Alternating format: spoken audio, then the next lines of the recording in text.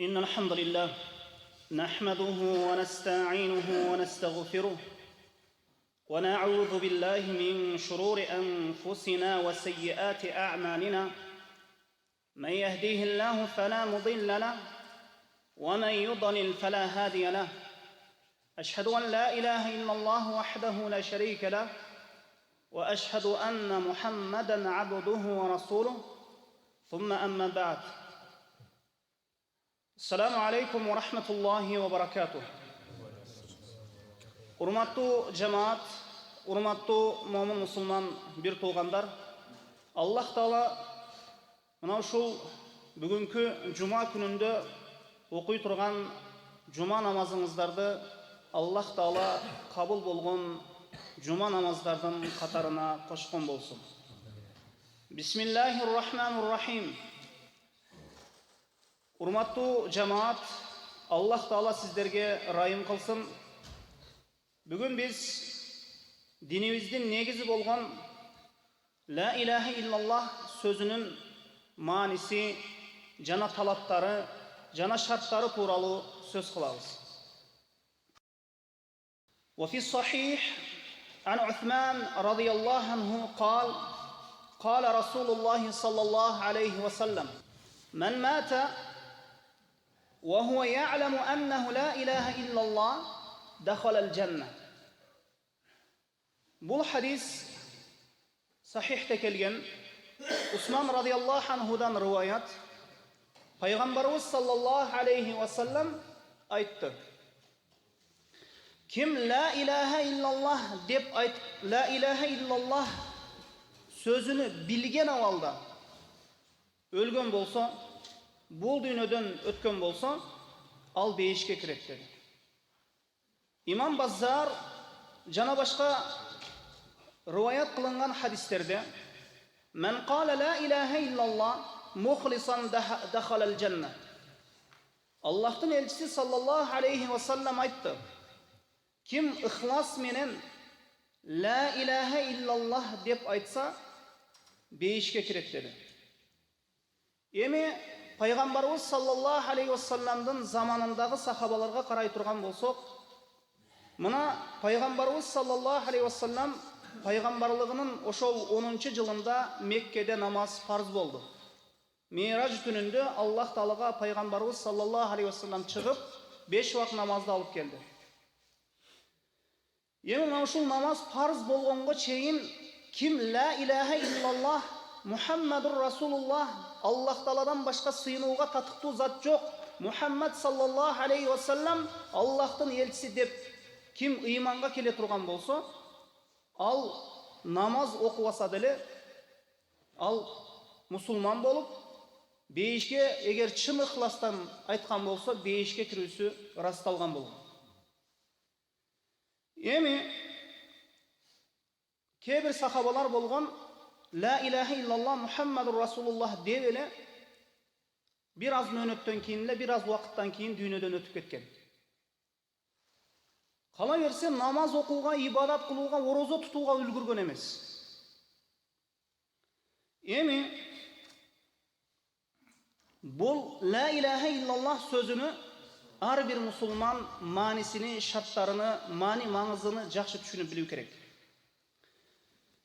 Анткени ла илаха иллаллах сөзүндөгү илах сөзү эмне? Илах сөзү эмне? Ла илаха иллаллах сөзү менен биз Аллахтын бирлигин ырастайбызбы? Же Аллахтын бир өзү рызкы берүүчү экендигин ырастайбызбы? Же Аллах ааламдарды башкарууда ошол жалгыз башкаруучу экендигин ырастайбызбы? Кайсы иштерди ырастайбыз? Ла илаха иллаллах сөзүндөгү илах сөзүнү арабтар жакшы түшүнүшөт эле. Эгер жаратуучу сыпатын ла илаха иллаллах сөзүнөн деп түшүнүшкөн болсо, анда Пайгамбар саллаллаху алейхи ва саллам менен Мекке мушриктеринин ортосунда эч кандай карама-каршылык жана согуш жана талаш тартыштар болмок эмес эле. Анткени Мекке мушриктери Егер Мекке мüşriklerинен егер асман менен жерди ким жараткан деп алардан суралса, алар экиленбей туруп Аллах деп жооп беришет эле. И'ламу рахимакумуллах. Урматтуу момун мусулман бир туугандар, билгиле, Аллах сиздерге райым кылсын. Бул сөздүн маанисин жакшы түшүнүп алыңыз. Аллах Таала Кур'анда айтат: وَلَئِنْ سَأَلْتَهُمْ مَنْ خَلَقَ السَّمَاوَاتِ وَالْأَرْضَ لَيَقُولُنَّ اللَّهُ. Егер ошол Мекке мüşrikтеринен о Мухаммад сурасаң, асманды жана жерди ким жаратты деп сурасаң, албетте Аллах деп айтышат. Тозоктун отуну болуп турган мüşrikтерден сурасаң дейт, алар бул асман жерди Аллах жаратты деген жоопту беришет сага дейт. Бирок бул Мекке мüşrikтеринин Аллахка шерик келтирген пайгамбарыбыздын заманындагы бул адамдардын бул ишеними аларды мусулман кыла албады. Бейишке алып кире албады. Анткени Мекке мüşrikтеринен суралса, асман жерди ким жаратты десе, Аллах деп жооп берет эле. Ким рызкы берет десе, Аллах деп жооп беришет эле. Ким өлтүрөт, ким тирилтет, бул аламды ким башкарат десе, Аллах деп жооп беришет эле. La ilahe illallah sözünü la razikun illallah, la halikun illallah, la mudabbirun illallah. Allah'tan başka rızkı berүүчү zat жок. Allah'tan başka жаратуучу жок. Allah'tan başka başkaruучу жок деп мына ушул мааниде чектеле турган болсо, эгер мына ушул мааниде эгер түшүнө турган болсо, анда пайгамбар Мухаммад саллаллаху алейхи ва саллям менен анын коомунун ортосунда болгон талаш тартыш, келишпестик болбойт эле. Kur'an-ı Kerim'de aytılat buna: "Kul men yerzukukum mine's-semai vel-ardi ammen yemliku s-sema'a vel-absara ve men yukhrijul hayya minel meyyiti ve yukhrijul meyyite minel hayy ve men yudabbirul emra feseyekuluna Allah fekul efele tettekun." Mına Allah'ın elçisi Muhammed sallallahu aleyhi ve sellem karşı soğuşup durgan Mekke müşriklerine, eğer oşol Mekke müşriklerinden suralsa, o Muhammed mına müşriklerge ayt, silerge asmanlardan jana жерден kim rızkı berет? Je bolboso kulaklardan, көздөрдүн esi kim? Kim al ökөөнү jaratıp угуу көрүү касиетин берди? Kim өлүктөн тирүүнү, тирүүдөн өлүктү чыгара алат? Alamdagы иштерди kim башкарат деп суралса, алар дароо эле экиленбестен Аллах деп жооп беришет. Анда сен айткан, о Мухаммад, ошол Мекке мüşriktери, ошол Аллахтан коркпойсуңарбы? Ошол бардык нерсенин ээси болгон, падышасы болгон, ибадатка татыктуу болгон Аллахтан башкага сыйынып кетүүдөн, сыйынып жатканыңардан коркпойсуңарбы? La ilahe illallah sözünü Peygamberimizin doğrundagы Mekke müşrikleri jakşı түшүнүшөт эле. Mekke müşrikleri La ilahe illallah sözüne болгон түшүнүгү азыркы кезде кээ бир оозунан La ilahe illallah sözü чыгып, мен тауhidдемин, тауhidди билемин, Аллах жаратуучу, рызкы берүүчү, өлтүрөт, тирилтүүчү деп мына ушундай ишенген адамдардын да ишениминен дагы жана ошондой эле бул сөзгө болгон түшүнүктөрүнөн Мекке мüşrikтерин түшүнүүсү жогору эле. Жакшы билишет эле. La ilahe illallah sözün Mekke müşrikteri Peygamber sallallahu aleyhi ve sellem'ge iman keltirip La ilahe illallah sözünü жүрөгүндө ырастаган, жүрөгүнө бекем орноткон сахабаларды жек көрүшөт эле. Алардын душманына айланышкан эле. Мына ошондуктан Мекке мüşrikтеринин La ilahe illallah sözүнө болгон түшүнүгү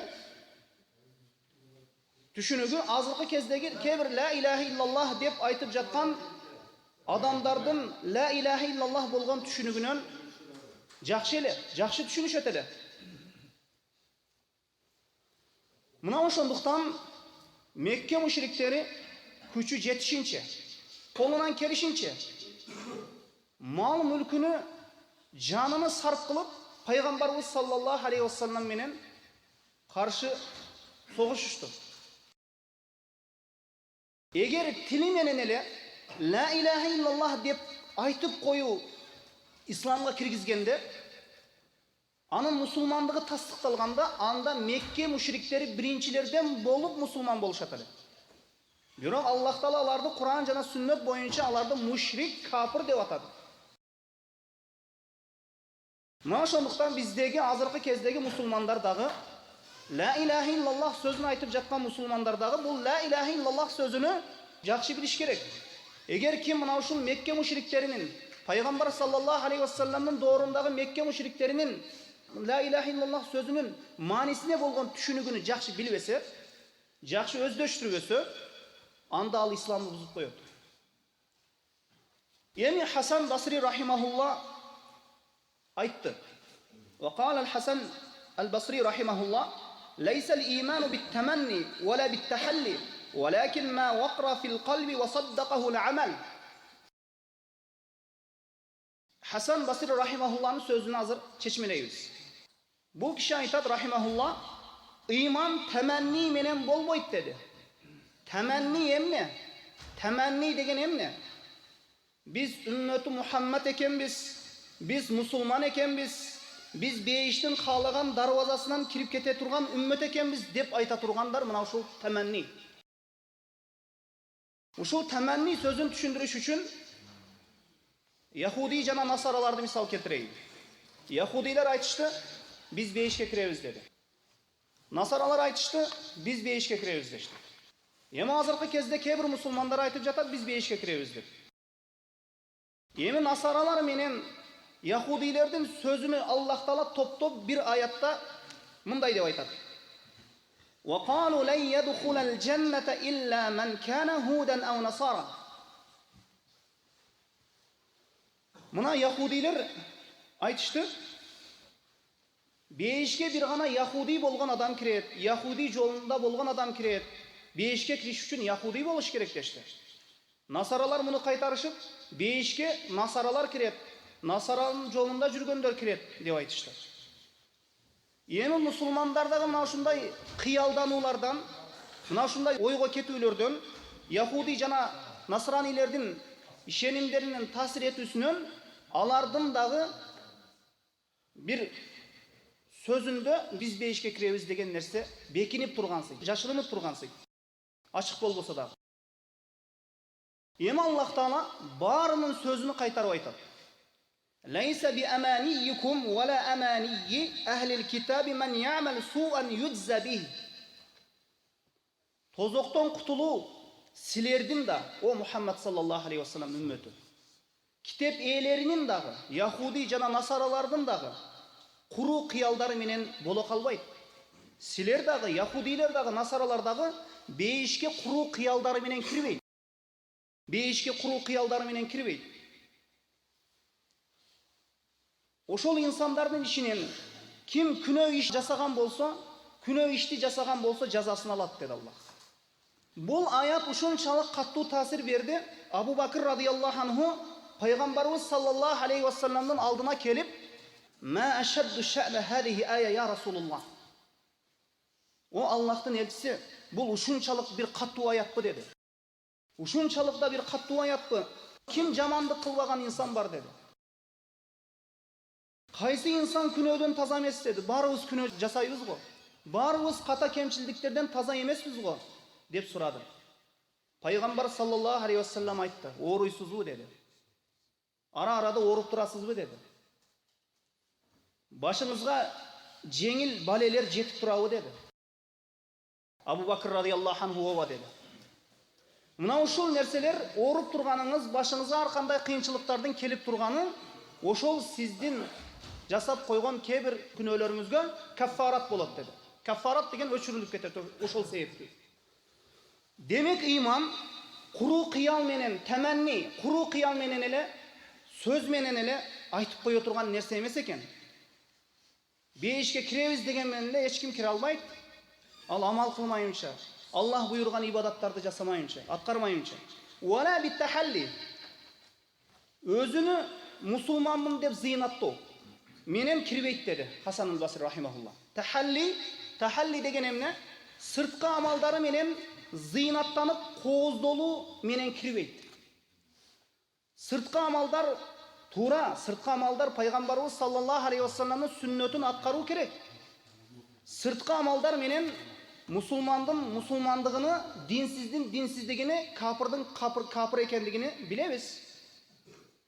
Мисалы бир мусулман сырткы көрүнүшүндө эми намаз окуп жатса, намаз окуйт экен, мусулман турбайбы деп билебиз. Эми намаз окубай, жүрөгүм таза деп алданып жүргөн адамды толук имандуу деп, биз аларды толук имандуу деп айтпайбыз. Жана ошондой эле сырткы амал менен кооздонуп эле калуу менен ал инсандын иманы толук болуп калбайт. Валакин шай'ун вaqra fil qalbi wa saddaqahu al-amal. Иман эмне? Жүрөктө терең кирип орношкон нерсе дейт. Жүрөккө ушундай терең кирип, чөгүп кирип орношкон нерсе. Мисалы үчүн сууга бир нерсе чөксө астына түшүп барат. Ошончолук түшүп барыш керек жүрөктүн түбүнө. Вaqra деген оор орношкон нерсени айтат. Жүрөктө өтө терең кирип, оор орногон, чөгүп, жылбай турган орногон мына ушундай иман. Балелер келсе бул иман өзгөрүп калбайт. Бир дүйнөнүн зыйнатына алданып калбайт. Дүйнөнүн бир кызыкчылыгына ээрчип кетпейт. Бир кызыкчылыктарга өзгөрүп калбай турган иман. Өтө бекем орногон нерсе бул. Ва саддакаху ал-амал, ошол бекем орногон иманды амал ырастап турган болсо, ушул чыныгы иман болот. Эми ла илаха иллаллах Мухаммадур Расулуллах деп тили менен айтып, анан намаз болбосо, орозо болбосо, арамдан кайтуу болбосо, адалды жөө болбосо, адал иштерди жасоо, салих жакшы амалдарды жасоо болбосо, ал толук имандуу боло албайт. Чыныгы мусулман дегени жүрөктө бекем орногон иманды ошол амал менен ырастап, мына ушул чыныгы иман деди Хасан Басри рахимахулла. Мына ошондуктан биз ла илаха иллаллах сөзүнүн маанисини, шарттарын, жана анын талаптарыны, жана акыларын жакшы билишибиз керек. Эми ар бир ибадатты аткаруу үчүн шарт. Мисалы үчүн намазды окуш үчүн даарат шарт кылынат. Авратты жабыш шарт кылынат. Эгер бирөө авратын жаппай, даарат албай намазга кирсе, ал намазы намаз эмес. Ошондой эле ким ла илаха иллаллах Мухаммадур Расулуллах деп ла илаха иллаллах сөзүнүн шарттарын орундабаса, анын иманы дагы толук болбойт. Эми ошол ла илаха иллаллах сөзү бир бейиштин ачкычы. Мисалы үчүн ошол тиштери болгон ачкыч менен эшикти ачасыз. Тиштери жок ачкычты бир томолок нерсени ачкыч деп айтпайсыз. Эми ошол биздин ыймандын тиштери, ла илаха иллаллах сөзүнүн тиштери намаз, орозо, зекет, ажылык, мына ушул нерселер болот. Эми ушул ла илаха иллаллах сөзүн айта берсе, бейишке кирет экен деп, анын шарттарын орундабаса, бул куруу кыялдан башка нерсе эмес. Аллах Таала бир ибадатты пенделерге буйрган болсо, ошол ибадаттын шарттары бар. Ла илаха иллаллах сөзүнүн шарттары бар, намаздын шарттары бар, зекеттин шарты бар, орозонун шарты бар, ажылыктын шарты бар. Эми мына ушул шарттар орундалбаса, ал куруу кыялдан башка нерсе эмес. Эми ушул ла илаха иллаллах сөзүнүн шарттарына иншалла токтолобуз. Биринчи шарты, ла илаха иллаллах сөзүнүн биринчи шарты ал-илм, илим. Ла илаха иллаллах сөзүнүн маанисини таанып билүү, талаптарыны, шарттарыны, акыларыны таанып билүү, бул илим. Эми айтканыбыздай, Аллах Тааланан башка сыйынууга татыктуу зат жок экендигини билүү. Аллахтын жалгыздыгын таанып билүү, бир экендигин билүү, анын бир экендигин ырастоо. Бул ошол ла илаха иллаллах сөзүндөгү илах сөзү бул жаратуучу, рызкы берүүчү, өлтүрүүчү, тирилтүүчү деген маанини бербейт, билдирбейт. Бул илах сөзү ма'буд, сыйынылуучу зат деген маанини билдирет. Бул чыныгы ма'буд, сыйынылуучу зат бир гана Аллах. Аллах Тааладан башка сыйынылып жаткан заттар, ошол таштар, кабырлар, дарактар, жана тумарлар, көзмончоктор барысы жалган сыйыныла турган нерселер. Жалган сыйынылчу заттар. Чыныгы илах, ла иляха иллаллах, бир гана Аллах гана. Эми ошондуктан Аллах Таала фа'алам аннаху ла иляха иллаллах вастагфир ли замбик. Мухаммад сүрөсүнүн 9-аятында: "О Мухаммад, мына билген эч бир сыйынууга татыктуу зат жок. Мына биринчи Аллах Таала илим алгын" деди. Ошондуктан биринчи илимге буйруп жатат. Ла иляха иллаллах сөзүнү окуп үйрөнүүгө Аллах Таала буйруп жатат. Андан кийин вастагфир ли замбик, күнөөлөрүң үчүн кечирим сура дегени бул амал. Андан кийин бир нерсени жаса деген. Биз ла иляха иллаллах сөзүнүн маанисин билишибиз керек. Мунун маанисин билүүгө муктажыбыз. Ошондуктан Аллах Тааланы таанып билген. Мына азыркы убакытта мындай карай турган болсок, ла иляха иллаллах сөзүн айткан адам канчалык көп болсо, анын маанисин биле турган адам ошончолук аз. Ошончолук аз. Аябай эле адамдардын аз бөлүгү бул ла иляха иллаллах маанисин туура түшүнүп билет Кур'ан сүннөтүн негизинде. Биринчи шарты илим экен. Ушуну жаттап алыңыз. Илим. Экинчиси якин. Якин деген эмне? Чыныгы, шексиз ишеним. Жүрөктө чыныгы сыйынылуучу зат Аллах экендигине бир жүрөгүңүздө бир шексиз, бир күмөн калтырбаңыз. Аллах Таала Кур'ан-ы Каримде айтат: "Иннамал муъминуна аллазина аману биллахи ва расулихи сумма лам яртабу." Албетте Аллахка жана анын элчисине ыйман келтирип, өз ыйманынан шек санабагандар дейт. Күмөнгө барбагандар, күмөнгө батпагандар. Мына ушул инсандар ыйманда чынчыл болгон инсандар. Күмөн боло турган болсо, биз ал ыйманды чынчыл ыйман, чыныгы ыйман келтирген деп айтпайбыз. Ушул нерсе ыйманга шарт. Имам Муслим Жами Сахихте келтирген хадис ушуга далалат кылат. Ашхаду ан ла илаха иллаллах ва анни расулуллах ла ялқаллаху бихима абдун гайра шаккин фаюхджабу анил жанна. Күбөлүк беремин деди пайгамбарыбыз саллаллаху алейхи вассалам. Аллах Тааладан башка сыйынууга татыктуу зат жок. Мухаммад саллаллаху алейхи вассалам Аллахтын элчиси деп. Ким мына ушул күбөлүк келмеси менен, чыныгы ишеним менен шектенбеген абалда кайсы бир пенде Аллахка жолуга турган болсо, аны бейишке бара турган жолунан эч ким тосуп кала албайт дейт. Мына Иса алейхиссаламга ыйман келтиргендер айтты: "Фактумна ма'a шахидин." Иса алейхиссаламга ыйман келтирген ошол сахабалары айтты: Аллах Тааладан сурашты: "О Аллахым, бизди чыныгы күбөлүк бере турган адамдардын катарынан жазгын" деди. Мына Кур'ан-ы Каримде айтылат бул тууралуу: "Роббана аманна бима анзалта ваттаба'на ар-расула фактубна ма'a шахидин." О Рабби, биз сен түшүргөн нерсеге ыйман келтирдик. Жана сен жиберген пайгамбарга ээрчидик. Эми бизди өзүңдүн жалгыздыгыңа, диниңдин акыйкатына күбө болуучулардын катарына жазып кой дешти. Ла иляха иллаллах сөзүн айткан адам аябай көп. Миллионго жеткирип айткан адамдар көп. Миңдеп айткан адамдар көп. Бирок анын маанисini, шарттарыны, түркүктөрүн билген адам аябай эле аз. Ким мына ушул ла иляха иллаллах шарттарыны, түркүктөрүнү орундаса, талаптарын орундаса, бейишке бара турган жолу эч качан тосулбайт. Эми мына Аллах Таала Кур'ан-ы Каримде айтат: "Ман жа бил хасанати фалаху хайрун минха." Ким жакшылыкты алып келсе, ага анысынан дагы жакшыраак болгон сыйлык берилет дейт. Эми бул жерде Аллах Таала "Ман жа бил хасанати" деди. Ким жакшылыкты алып келсе деди. Алып келсе деп айтылынып жатат. Ким жакшылык кылса деп айтылынып жаткан жок. Жакшылыкты жасоо кыйын.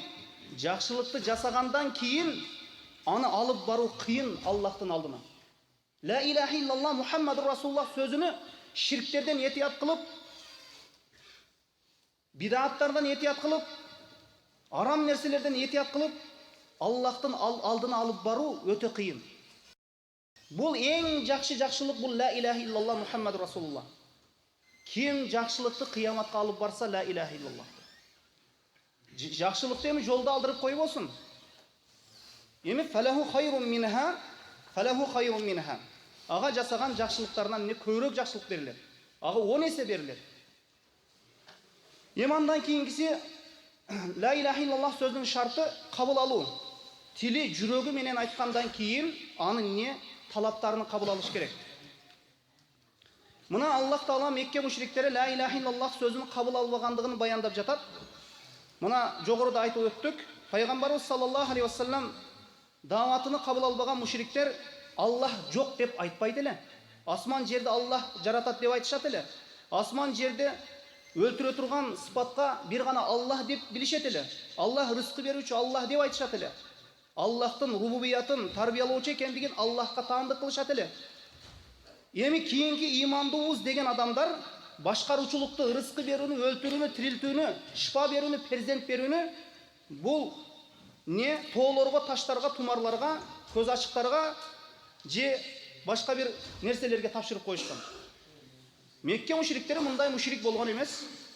Алардын ишеними азыркы мушриктердин ишениминен анчага чейин жакшы эле. Ошондой болсо дагы Абу Жахил мусулман болбоду. Абу Лахаб мусулман болбоду. Абу Талиб мусулман абалда өлүп кетпеди. Капыр бойдан өлүп кетти. Мына Аллах Таала алар тууралуу айтат: "Иннахум кану иза қила лахум ла илаха иллаллах ястакбирун ва яқулуна а инна латарику алихатина ли шаирин мажнун." Дүйнө жашоосунда аларга айтылган. Дүйнө жашоосунда ошол Мекке мушриктерине эч бир сыйынууга татыктуу зат жок, бир гана Аллах бар, ошого гана сыйынгыла деп айтылганда, алар текеберленишкен. Жана биз өзүбүздүн сыйынган заттардан ушул жинди акын Мухаммад үчүн таштайт белек дешет болчу. Алар ла иляха иллаллах деп айтылса, алар айтышпады. Эмне үчүн ла иляха иллаллах деп айтканда бүткүл бардык жанагы сыйынып жаткан Аллах Тааладан башка сыйынып жаткан буттарынан, санамдарынан, таштардан, жыгаштардан жүз бурууга туура келген. Эми эгер ла иляха иллаллах сөзүн кабыл алышса, бардык нерседен жүз бурууга туура келген. Ошондуктан пайгамбарыбыз саллаллаху алейхи вассалам менен Мекке мушриктердин ортосунда келишпестик, талаш тартыш, согуш болгон. Эми андан кийингиси баш ийүү. Ва анибу ила раббикум васлиму лаху мин qabli an ya'tiyakum al'azab thumma la tunsarun. Эми Раббиңерге кайткыла дейт. Жана силерге азап келип, кийин жардам берилбей, тообаңар кабыл болбой калганга чейин өзүнө гана ыхлас менен моюн сунуп калгыла дейт. Ла иляха иллаллах эмнен буйрган болсо ошого моюн сунуп аткаруу керек. Андан кийингиси ла иляха иллаллах сөзүнүн дагы бир шарты чынчылдык. Жалганды ташташ керек. Чынчылдык менен айтуу керек. Ла иляха иллаллах сөзүн айткандар ичинде чынчылдар да бар. Ла иляха иллаллах сөзүн айткандардын ичинде жалганчылар дагы бар. Мына Аллах Таала Кур'ан-ы Керимде айтат: "Ахасибан насу ан ютраку ан якулу аманна ва хум ла юфтанун, ва лaqad fatanna alladhina min qablihim falya'lamanna Allahu alladhina sadaqu wa laya'lamanna al-kadhibin." Адамдар ыйман келтирдик деп айтса эле, ар түрдүү машакаттар менен сыналбай калабыз деп ойлошобу? Чынында биз алардан мурункуларды дагы машакаттар менен, кыйынчылыктар менен сынаганбыз. Натыйжада Аллах ыймандуубуз деген сөздөрүндө чынчыл болгондорду дагы билип алат. Ошол ыймандагы ошол жалганчыларды дагы билип алат. Ла иляха иллаллах Мухаммадур Расулуллах сөзү айтып кой, эми ушуну жетиштүү болду деп айткан жок Аллах Таала. Чынчылдар ким экендигини, бул сөздү ким чыныгы жүрөктөн айтып жаткандыгын билебиз дейт. Билдиребиз дейт. Ал өзү жалгандан айтып аткандыгын Аллах өзүнө дагы билдирип коет. Өзүнө айтат, жалганчы экенсиң го дейт. Дүйнөлүк иштериң жүрүп туруш үчүн же бар кадыр барк үчүн айтыпсың го деп Аллах Таала өзүнө деле билдирип коет. Пайгамбарыбыз саллаллаху алейхи вассалам Макканын, Кабанын жанында ошол үстүндөгү кийимин, ошол чепкенини таштап, ошонун үстүндө жаткан эле Хаббаб ибн Араб радияллаху анху келди. Хаббаб ибн Араб тууралуу айта турган болсок, бул киши бул пайгамбарыбыз саллаллаху алейхи вассаламдын алдына келип: "Я Расулуллах, кыйынчылык, бале көбөйүп кетти. Аллахка дуа кылыңыз, ушул бале кыйынчылыктар көтөрүлсүн. Сиздин дуаңыз кабыл болот" дегенде, эми Хаббаб ибн Араб тууралуу айтайлы. Бул сахабалар сөзү менен амалы дал келген сахабалар болгон, адамдар болгон. Ошондуктан мындай адамдар кыяматка чейин келбейт. Хаббаб ибн Араб ушул исламды кабыл алганда Мекке мушриктери ушунчалык кыйнаган экен. Бул ушундай чокко жаткырган экен. Кызып турган чокко жаткырганда ушул артынан ошол аккан майдан ошол чок өчүп калат экен. Кээде Умар радияллаху анху ушул азапталганыңыз тууралуу бир айтып бериң деп Умар радиаллаху анху сурайт экен. Кээде артын ачып көрсөтөт экен ошол күйгөн жерлерин. Эми ошондо пайгамбарыбыз саллаллаху алейхи вассаламдан сурады, бир бале кыйынчылыктар көтөрүлсүн дегенде, пайгамбарыбыз саллаллаху алейхи вассалам айтты: буга чейин мына ушундай Аллахка ыйман келтирген адамдар болгон, эгер аларды ара менен ортосунан бөлүп таштаса дагы дининен кайткан эмес. Жана ошол тырмап, этини тырмап, денесинен ажыратып таштаса дагы, ошол сөөгү калса дагы дининен кайткан эмес. Деп мына ушундай пайгамбарыбыз саллаллаху алейхи вассалам жооп берген экен. Эми Аллах ким чын дилинен, чын жүрөгүнөн айткан адамдарды дагы билип алат, ла иляха иллаллахты жалгандан айтып жүргөн адамдарды дагы билип алат. Эми дагы бир айта турган нерсе ушул хадиске, ушул шартка: ма мин ахадин яшхаду ан ла иляха иллаллах ва анна мухаммадан расулуллах сидкан мин қалби илля харрамаллаху алан нар. Мына хадисте айтылынат, ким чынчылдык менен Аллахтан башка сыйынууга татыктуу зат жок Мухаммад саллаллаху алейхи вассалам Аллахтын элчиси деп чыныгы ыхлас менен ошол чынчылдык менен көрүп бере турган болсо, албетте Аллах Таалага аны тозокту арам кылат дейт. Эми андан кийинкиси ыхлас. Бул ыхлас менен айтуу керек. Ва ма умиру илля лиябудуллаха мухлисина лаху ад-дин ва юқимус салата ва ютуз закат. Ва залика динул qayyiма. Ошол ыхлас менен айткандар, алар бардык ибадаттарда Аллахка ихлас менен сыйынышат. Жана намазды окушат, зекетти беришет. Эми пайгамбарыбыз саллаллаху алейхи вассаламдан Абу Хурайра радиаллаху анху сураган экен: Ман ас'адун наси би шафаатика яумал қияма я Расулуллах. Пайгамбарыбыз саллаллаху алейхи вассаламдан сурады: кыямат күнү сиздин шафаатыңызда, колдооңузда бактылуу болгон адам ким деді? Пайгамбарыбыз саллаллаху алейхи вассалам айтты: ас'адун наси би шафаати яумал қияма ман қала ла илаха иллаллах мухалисан мин қалби ау нафси. Кыямат күнү менин шафаатымда бактылуу болгон адам бул ла илаха иллаллах сөзүнү калыс ыхлас менен чын жүрөгүнөн айткан адам деді. Бул ушул шарты. Эми кийинки шарты жакшы көрүү. Бул ла илаха иллаллах сөзүнүн талаптарыны, акыларыны, шарттарыны, түркүктөрүнү жакшы көрүш керек. Бул сөздү жакшы көргөн адамдарды жакшы көрүш керек. Бул сөздү жаман көргөн адамдарды жаман көрүү керек. Мына Аллах Таала Кур'ан-ы Каримде айтат: "Ва минан наси ман яттахиду мин дуниллахи андада юхиббунахум ка хуббиллах, валлазина аману ашадду хуббан лиллах." Адамдардын арасында кээ бирөөлөр Аллахтан башка нерселерди Аллахка тең шерик кылып алышат дагы, жана аларды Аллахты сүйгөндөй сүйүшөт дейт. Жана Аллахка иман келтиргендер Аллахты аябакаттуу сүйүшөт. Бул ла илаха иллаллахтын мааниси.